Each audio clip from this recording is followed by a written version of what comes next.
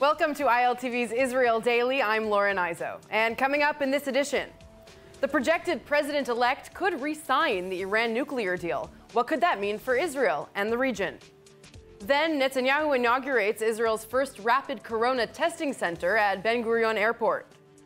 And Israeli hospitals are an oasis of coexistence. We'll tell you how one NGO is breaking barriers by saving children's lives.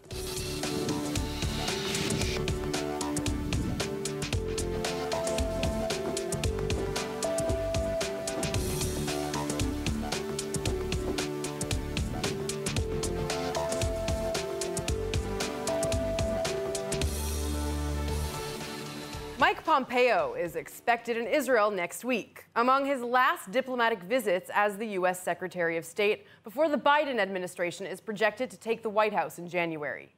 Jerusalem and Washington are reportedly planning a last-minute wave of sanctions on Tehran before the incoming Biden administration re-enters the Iran nuclear deal. Trump exited that deal at the beginning of his presidency. Pompeo is expected to arrive in Israel on November 18th. While President Donald Trump may not have accepted the result, it seems that former Vice President Joe Biden has won the U.S. election, and he's now projected to be the president-elect. At a time when the United States is arguably the most divided it's been in a century, Biden hopes to reintroduce the democratic policies of Barack Obama and reverse changes made during the reign of Donald Trump. That includes the Iran deal, of course. Now let's hear more from Tamar Gindin. She's an Iran expert from the Esri Center and Enriched Uranium. Thank you so much for joining me. Yeah. So, first of all, how much are new sanctions that Donald Trump is hoping to put on Iran, in the last stretch of his presidency, how much are they going to affect Iran, especially if Biden plans to reverse them as soon as he takes office in just a couple of months? We don't know how much he can do in 2 months. Right now, one of the slogans for the opposition is no food, no fear.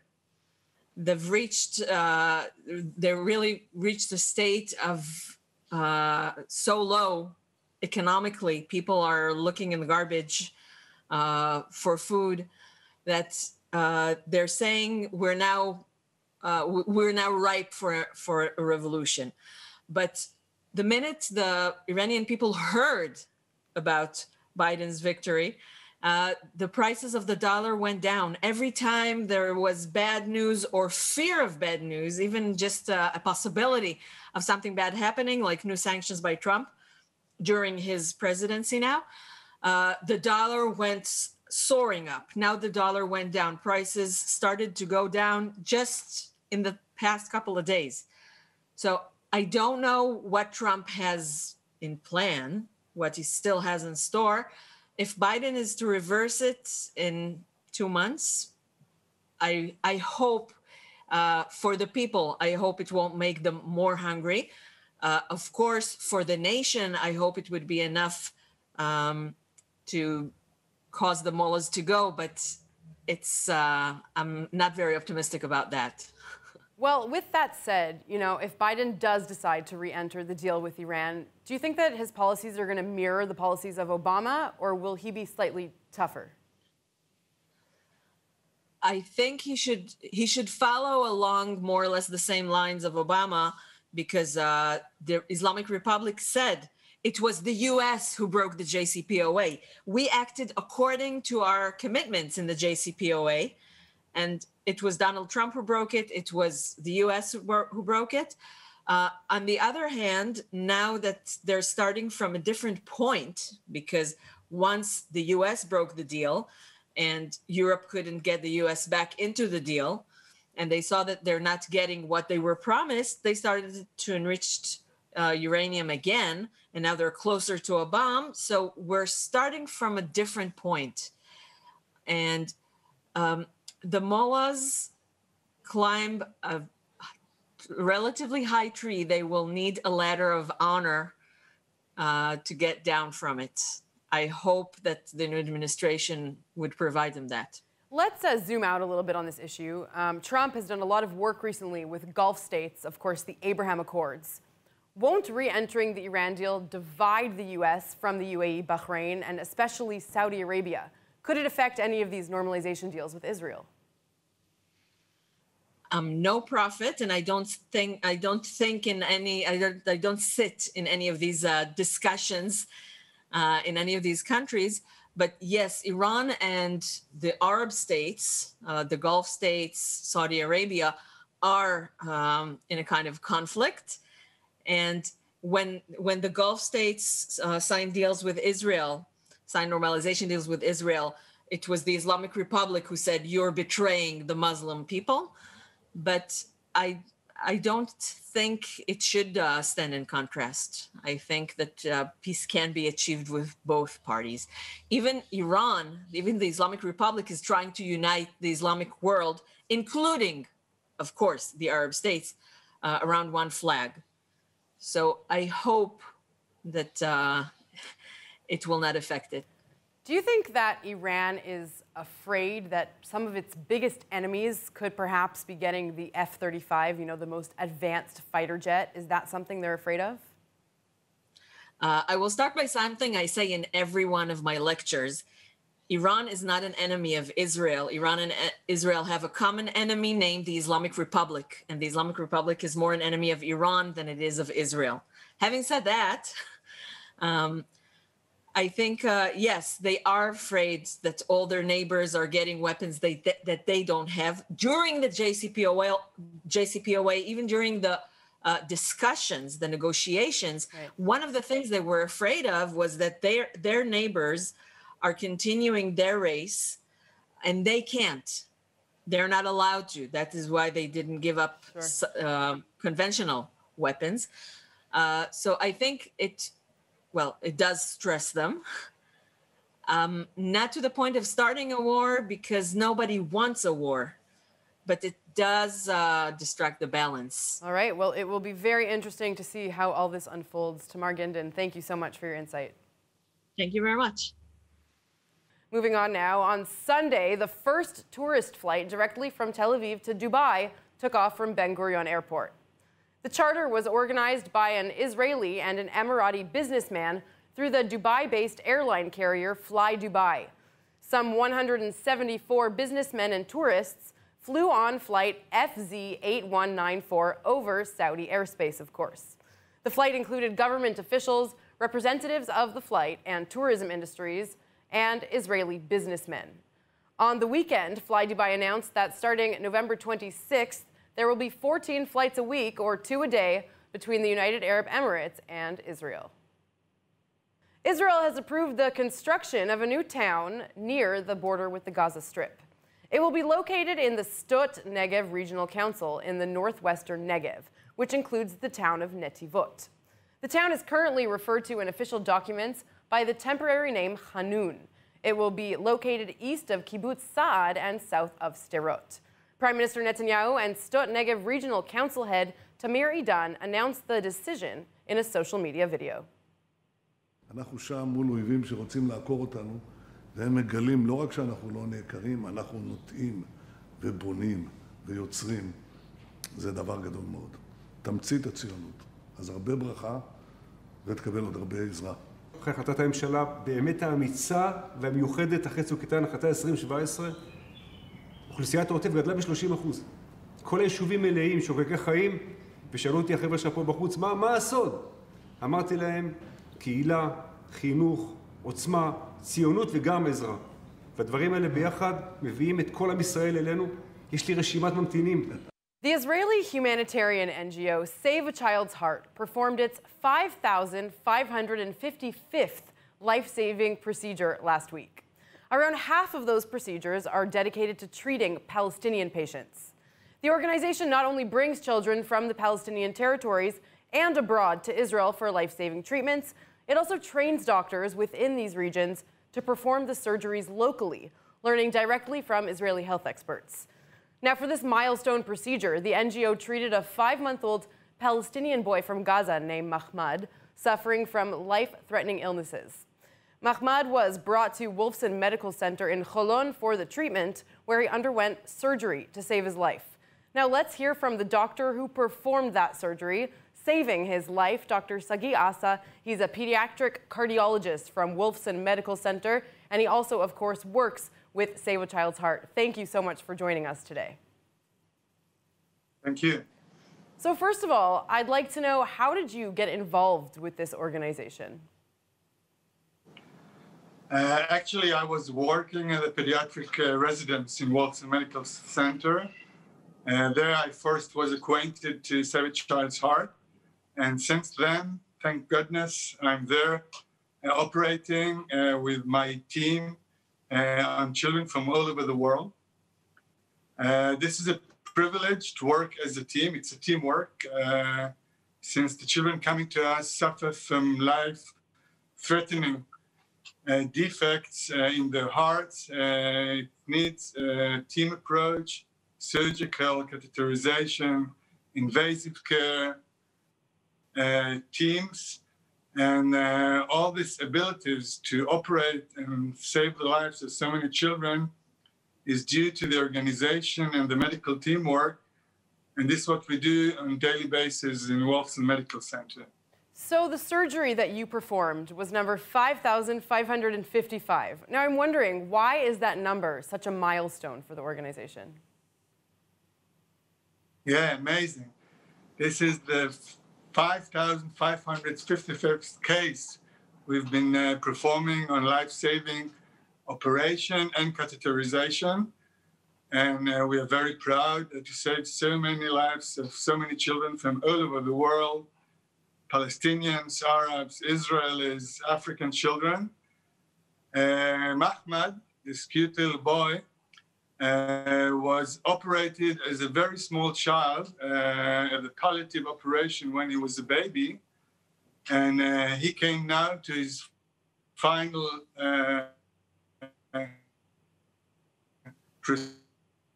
procedure, where to allow him to live a normal and good health life with a normal heart. Can you be a little bit more specific about what exactly was wrong with this little boy that you helped save his life? And how did his parents become involved with the organization and actually find out that there was this service that could help their son? 1% of all born children are born with a defect in the shape of their heart. And this needs some intervention to be able to let them live normal life with a healthy heart. Mahmoud had a very big defect inside his heart, and this could not be fixed when he was a small baby due to his size. So we've done an in-between procedure to protect his lungs so that they will not be overflooded. And this allowed him to grow, and the defect became smaller and smaller. Wow. And now that the defect was closed, we had to debend, to open the snoring we created. And this is what we've done in the cath lab, in a procedure called catheterization. So we used the balloon to dilate again his heart and his pulmonary arteries, so he will become again normal. And now he can have a normal, healthy life. Wow, that's really, really an amazing story, and amazing that you were able to save his life. We know that Mahmoud comes from the Gaza Strip. I'm sure that's extremely politically sensitive to bring a patient, especially a child, from Gaza into Israel. What's involved? So going back to your first question, we have colleagues in Gaza working with Save a Child, doctors, physicians, and people who are helping us bringing these children and help the families know about this organization. We all together, not only the medical team, but all the Save a Child Heart family and many other people who bring their heart, their life, their time to help these children, help us bring all the children from Gaza on a daily basis. We also get a very big help from the Israeli government regarding crossing all the borders, getting the permission to come to Israel. Also in difficult times, when there is difficulties between both sides, in times of Corona, children are continued to come and get good treatment in our center, in Wolfson Medical Center. Wow, you know, really inspiring and definitely important work. Dr. Sagi Asa, thank you so much for joining us. Thank you. Okay, well, we are learning more and more every day that COVID-19 is not going anywhere anytime soon. We have to adapt our lives at least until there is a vaccine widely available for the general public. For now, testing centers are popping up at airports all over the world so that airlines can operate as safely as possible. Now, Israel's Ben Gurion Airport has a rapid testing center of its own that was inaugurated this morning by the Prime Minister. Nittany Manson reports. Israel's Prime Minister inaugurated its first airport rapid testing center, called Check to Fly, at Ben Gurion Airport near Tel Aviv on Monday. שלום לכם, אני פה עם שר הבריאות ושרת התחבורה בביקור בשדה התעופה בן גוריון. אנחנו כאן עם מערך בדיקות חדיש, עם מעבדה חדישה שנמצאת בשדה על מנת לאפשר בדיקות מהירות של יוצאים ונכנסים. והדבר הזה יכול לעזור לנו לחזור לשגרת תעופה. Meanwhile, travel restrictions are changing. The foreign ministry saying that arrivals from Cyprus, along with Greece, now red countries, will now have to quarantine upon return, and arrivals from China, now green, will not. Israel's infection rate remains steady, according to the health ministry, but could get worse as the country exits its second lockdown. Since Sunday, the health ministry recorded 524 new cases, bringing the total current infections to 8,219. The death toll stands at 2,674. In order to keep those numbers down, the health ministry releasing a video today featuring Israeli athletes and celebrities wearing their masks. כדי לראות את ההורים שלי. חברה השתעלה, לא סומכת עליה. כי אני אחראי, סתם פרנואיד. Even Netanyahu is taking part in spreading mask awareness. אנחנו יודעים שאנחנו צריכים להקפיד על כל הכללים, ואני רואה שאתם עושים את זה כאן, וגם אני אעשה את זה עכשיו, ככה. לחבוש מסכות. תמיד. Nittany Manson, ILTV. This might be the last place you might expect to see coexistence initiatives, a video game competition. This coming February, if the virus allows for it, Israel will host representatives from Iran in the International Esports World Championships in Eilat. Also, other countries without ties to Israel, such as Indonesia and Malaysia, are also interested in taking part should they qualify for the upcoming tournament in their region. Ido Broche is here with me in studio. He is the president of Israel's Esports Association. Thank you for coming in today, Ido. Thank you for having me. Of course, sure. So please tell me how you got involved in the world of gaming and what exactly you were doing within this tournament. Well, you know, the International Esports Federation, it's an organization that exists since 2008, and they organize the annual World Championship for nations. So it's a tournament in video games, as you mentioned, for countries, for national teams, similar to the FIFA World Cup, for example. So it's like the Olympics of video games. The Olympics of video games, maybe, I don't know. But the thing is that last year, the Israeli Esports Association, which I'm heading, alongside Maccabi World Union and my friend there, Roy, and the Ministry of Tourism, Ministry of Office of Prime Minister, and the City of Eilat, we all created a really nice plan to create a bid to host the 2020 edition of the World Championship, and we've won the bid. So Israel was announced in March as the host of this year's World Championship. Now, you know, March is where COVID kind of started impact all of the world and everything. So we kind of pushed that to 21, and instead we do the online version for 2020 World Championship with the finals in Eilat being in February with representatives from all over the world for those who qualify. So how does the virtual remote competition work? And then it's, you know, just feeding into the competition in February for the finals? It's all part of the same thing? Exactly. We have regional tournaments in a lot of parts of the world, Southeast Asia, North America, Europe, Africa, and so on, Middle East as well. And the winners, the national teams that win in each competition, they get a slot.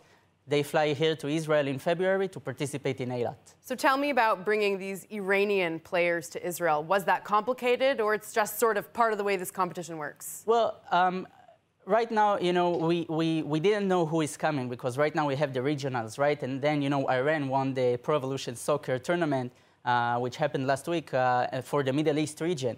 And then we said, okay, so Iran has a spot in the Israel World Finals. I don't know if it's complicated. I mean, every year they participate. They took first place last year in Korea, when it was in Korea.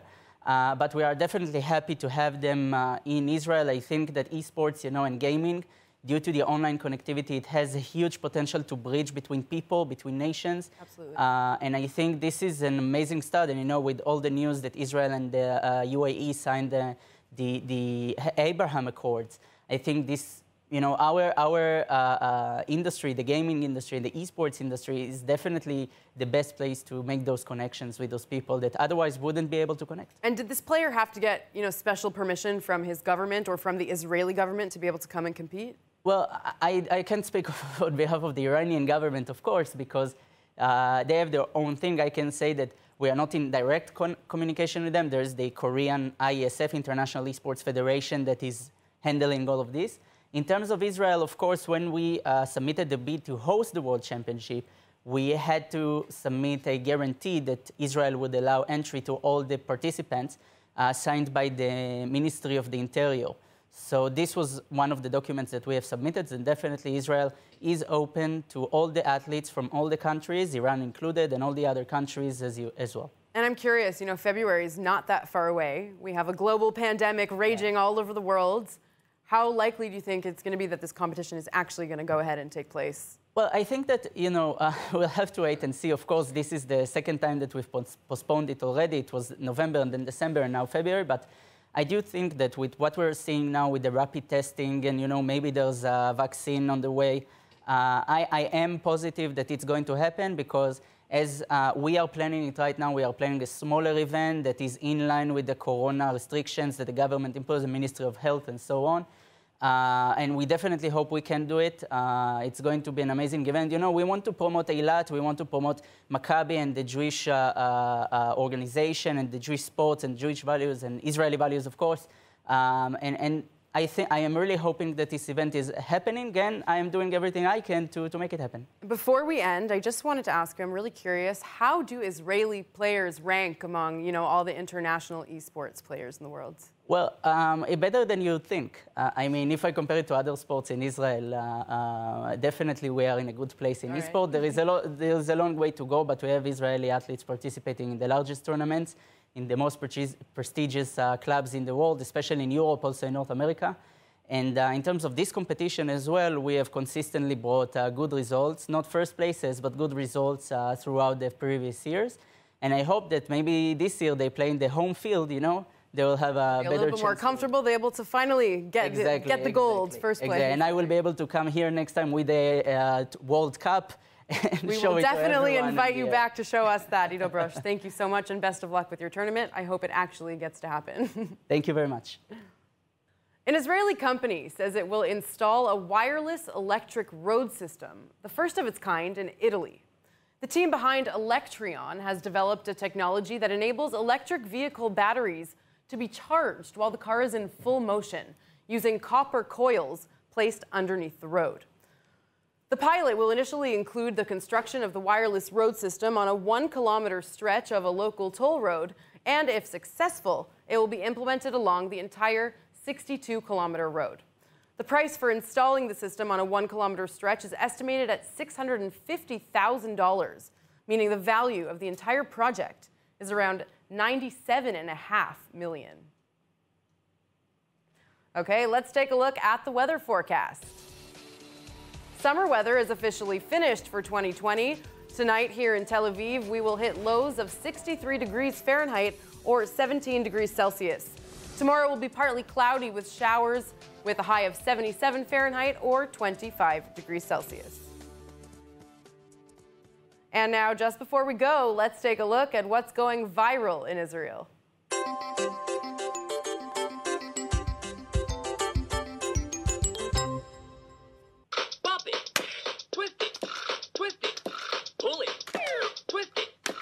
I love this video. Wow, I used to have a Bop It when I was a kid, and I played it every day. It was my absolute favorite thing. I'm going to go watch that right after the show. All right, that's it for today's news. Today's exchange rate is 3.37 shekels to the American dollar and 2.59 shekels to the Canadian dollar. For more news from ILTV, please like ILTV on Facebook, follow us on Instagram, and subscribe to our YouTube and Roku TV pages. I'm Lauren Izo. Thanks so much for watching.